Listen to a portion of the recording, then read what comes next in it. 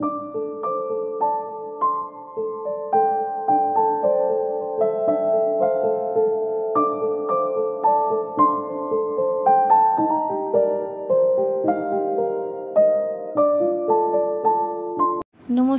शुभ सकाल बंधुरा केमन आছেন আপনারা आशा करছি ভালো আছেন আর আমিও কিন্তু ভালো আছি নিয়ে চলে এসেছি নতুন একটা ব্লগ নিয়ে আপনাদের সামনে আশা করি ব্লগটা আপনাদের ভালো লাগবে। তো এই যে আমি এখন একটুকু ঝাড়াঝাড়ি করছি আর ঝাড়াঝাড়ি বলতেই যে সামনে সামনেগুলো একটু মানে ঝাড়াঝাড়ি আর কি করে দিলাম। আসলে কি হয় যখনই আমি ধরো ঘর পরিষ্কার করি তখনই না মানে একটু সামনে সামনে যে দেওয়ালগুলো থাকে সেগুলো আর কি ঝেড়ে দিই, তারপরে জানালা এগুলো আর কি আমি ঝেড়ে দেওয়ার চেষ্টা করি, তাহলে অতটা নোংরা আর কি খারাপ দেখতে আর কি লাগে না। আর আজকে আমি শেয়ার করব যে সকাল থেকে আমার কি রুটিন থাকে, মানে কাজের রুটিন, সেগুলো আপনাদের সাথে শেয়ার করার আমি চেষ্টা করব।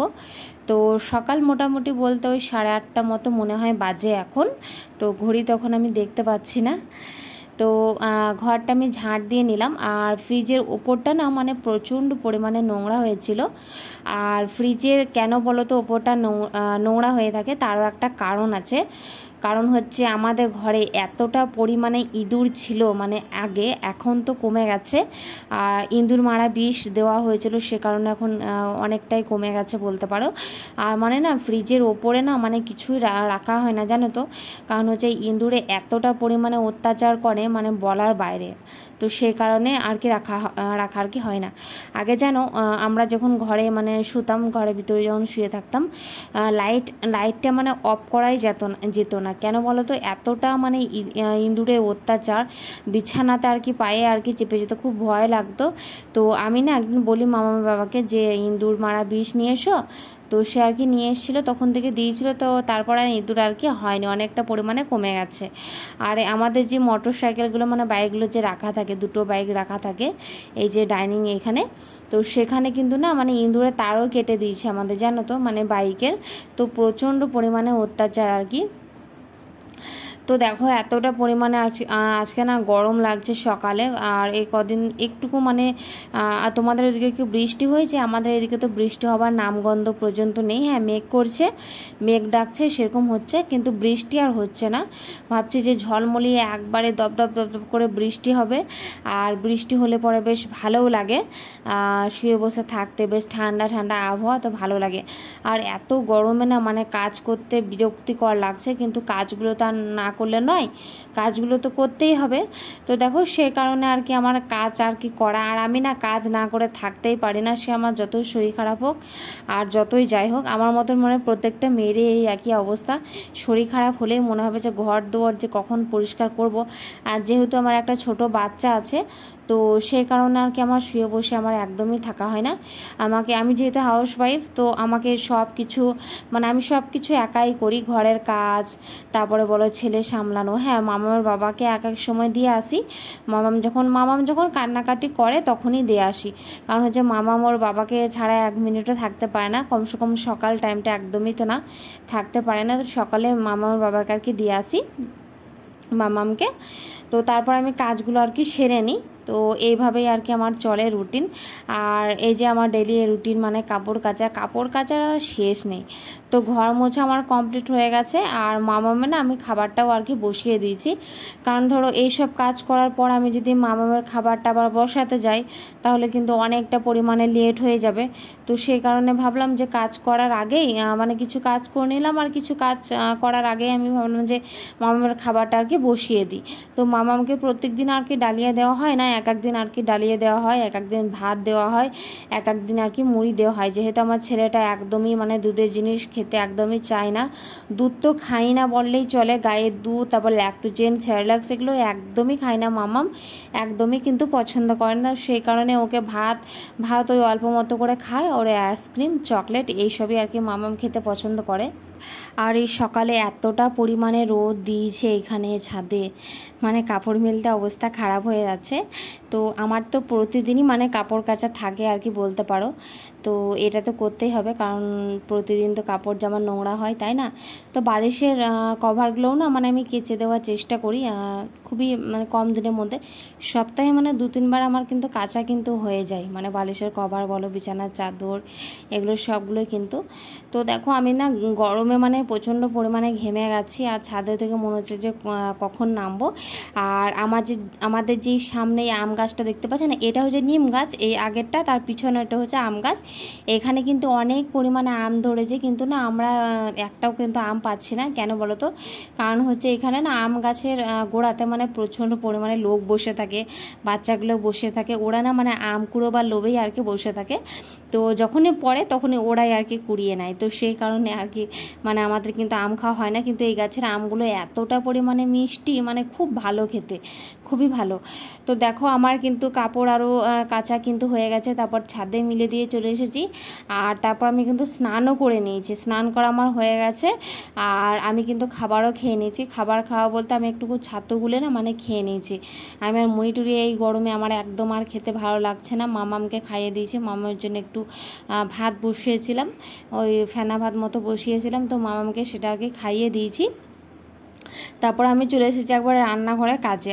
আর হাজব্যান্ড নিয়ে এসেছে বাজার থেকে, মাছ নিয়ে এসেছে। এগুলো কী মাছ জানি না, আমি তো আগেই বলেছি যে আমি কিন্তু মানে মাছের নাম জানি না, মানে কী মাছ। একটা মনে হয় বাটা মাছ ছিল, আর তারপরে মোটা মাছগুলো কী মাছ ছিল সেগুলো আমি কিন্তু জানি না, হয়তো কাতলা হবে মাছ, সে আর কি। তো দেখো মাছগুলো আমি একা করে ধুয়ে নিচ্ছি। আর আজকে মাছের দেখি কি তরকারি বানাই। আর ফ্রিজে পটল আরও আছে, তো পটলে আলুতে ভাবছি একটা তরকারি বানাবো, আর কি করি দেখি, করা যাক। তো এই যে হাজব্যান্ড বাজার থেকে এখন মাছ নিয়ে চলে এসে, আর মাছগুলো আমি পরিষ্কার করে এখন ধুয়ে নিচ্ছি। আর মাছ আমার না মানে ওই টমেটোর দিয়ে একটুকু ঝোল খেতে আমার একটুকু ভালো লাগে, মানে ওই যে পটল আলু দিয়ে অনেক সময় মাছ করে, হ্যাঁ ভালো লাগে খেতে, সত্যি ভালো লাগে। কিন্তু আমি আমার হাতে একদমই ভালো হয় না ওই সব তরকারি। আবার কি বলতো, মানে অন্য কেউ যদি করে দেয় না, মা তারপরে অন্য কেউ যদি আবার করে দেয়, তাহলে আবার খেতে কিন্তু খুবই ভালো লাগে। আমার আবার একটা খারাপ অভ্যাস আছে, মানে অন্য কেউ তরকারি রান্না করে দিলে সেটা আবার ভালো লাগে, কিন্তু নিজে আবার রান্না করলে সেটা একটু কম ভালো লাগে। তো আমার মতন কার কার এরকম হয় একটু কমেন্টে বলবেন, ঠিক আছে? আর দেখো আমার রান্নাবান্না কিন্তু কমপ্লিটও হয়ে গেছিলো। আর এই যে আমি রান্না করে নিয়েছি পটল আলুর তরকারি, মাছের ঝোল আর ঘি করলা ভাজা। তো দুপুরে খেয়ে নিয়েছিলাম, আর দুপুরে খাওয়া দাওয়ার পর না আমি কিন্তু ঘুমিয়ে গেছিলাম। আর এটা হচ্ছে বিকেলবেলায়, তখন কটা হবে ওই কি বলবো, 4:30, 4:30, 4:45 মতো এরকম হবে মনে হয়, না তারও বেশি, কিন্তু আমি জানি না। ঘড়িটাকে দেখে নিই তারপরে বলছি, কারণ ঘড়ি তো আমি একদমই দেখি না, না দেখেই আনজাতেই আর কি বলে দিই। তো সকালে তো একবার রুটিন হয়ে গেছে আমার গ্যাস মোছা, সে সকালের রুটিনটা মানে দেখানো হয়নি, গ্যাস মোছা। আর এটা হচ্ছে দুপুরবেলার রুটিন, মানে দুপুরবেলায় তো গ্যাস মুছতে তো হয়, এটা আমি রোজ দিনই করি, সবাই করে। রান্না বান্না করে না মানে প্রচুর গ্যাসটা আর কি নোংরা হয়ে যায়, তো গ্যাসটা আর কি দুপুরবেলাতেও আর কি মুছে নিতে হয়। তো আমি সে ওপর মুছে নিই, খুবই যদি নোংরা হয়ে থাকে তাহলে গ্যাসের রাখাগুলো খুলে আমি একবারে মেজে নিই, কিন্তু খুবই যদি নোংরা না হয়ে থাকে তো আর কি ওপর একটু জল দিয়ে মুছে দিই, আর সার্ফের জল দিয়েও একটু মুছে দিই। তো আমরা তো খেয়ে নিয়েছিলাম, আর মামাম তো খেয়ে আর কি ঘুমিয়ে গেছে। আর মামামের এটা অভ্যাস হয়ে গেছে, মামামকে না আমি স্নান করিয়ে দিয়েছি, স্নান করানোর পর মামাম সোনাকে আমি ভাত খাইয়ে দিয়েছি, তারপর মামাম সোনা আর কি ঘুমিয়ে গেছে। তো আমিও ঘুমিয়ে গেছিলাম, তারপরে উঠে দেখলাম যে না আর ঘুমোলে কিন্তু হবে না, আবার উঠতে হবে, অনেকগুলো কাজ পড়ে আছে, আর অনেক আর কি বাসন পড়ে আছে, তো সেই বাসনগুলো আমাকে মাজতে হবে। তো দেখো আমি চলে এসেছি বাসন মাজতে। বাসন মাজার পরও না অনেক মানে কাজ পড়ে আছে। আর তারপরে না এই গরমে এতটা পরিমাণে ঘেমে গেছে, একদমই ভালো লাগছিল না, মানে জান প্রচুর কেমন যেন মানে আনছান করছিল। তারপর দেখো যে কাপড়গুলো আমি কেচেছিলাম না, সেগুলো আমি কিন্তু ছাদে থেকে তুলে নিয়ে চলে এসেছি অনেকক্ষণ, ওই কত হবে তখন 11টার সময় করে মনে হবে, তো 11টা না, ওই 11:30 মতন হবে, তখন আমি কাপড়গুলো তুলে নিয়ে চলে এসেছিলাম। আর আমার মনে হয় না যে এতক্ষণ রোদে রাখা উচিত কাপড়, কেন এতক্ষণ যদি আমি রোদে রাখি না কাপড়গুলো, তাহলে আবার পুরো একবারে ছাই হয়ে যাবে, তো সেই কারণে আমি নিয়ে আর কি চলে এসেছি। আর দেখো মামাম কিন্তু ঘুম থেকে উঠে গেছে। আর এখন এই যে 5টা ঘড়িতে বাসে, ওই যে আপনারা বুঝতে পারছেন নাকি জানি না, কিন্তু ঘড়িতে এখন ঠিক 5টা বাসে। তো মামামা ঘুম থেকে কিন্তু উঠে গেছে। আর মামামকে আমি কি খেতে দিয়েছি, চিড়ে ভাজা মনে হয় মামামকে খেতে দিয়েছি। তো মামাম আর কি সেটাই খাচ্ছে। আর আমি ভাবলাম যে কাপড়গুলো আমি এখানে বসে বসে গুছিয়ে নিই। আর ঘরের ভিতরে না মানে একদমই গুছাতে পারছি না, প্রচণ্ড পরিমাণে গরম লাগছে। তো ভাবলাম যে বারান্দাতেই চলে আসে, ডাইনিংয়ের এখানে, আর এখানটাতেই গুছিয়ে নিই কাপড়গুলো। তো তারপরে তো আমার চুল টুল আঁচড়া হয়ে গেছিলো, একটু ফ্রেশ আমি গা ধুয়ে নিয়েছিলাম জানো তো এত গরমে। আর দেখো মামাম এখানে সাইকেল ধুচ্ছে, মামামের সাইকেলটা আর কি কত সুন্দর পরিষ্কার করে ধুয়ে নিচ্ছে মামাম। আর মামাম তো জল পেলে আর কিছু চায় না। বন্ধুরা, আজকের ব্লগটা আমি এখান থেকে এন্ড করছি। ব্লগটা যদি আপনাদের ভালো লেগে থাকে তাহলে প্লিজ একটা লাইক দিতে কিন্তু একদমই ভুলবেন না। পরে দেখা হচ্ছে আবার নেক্সট ব্লগে। টাটা।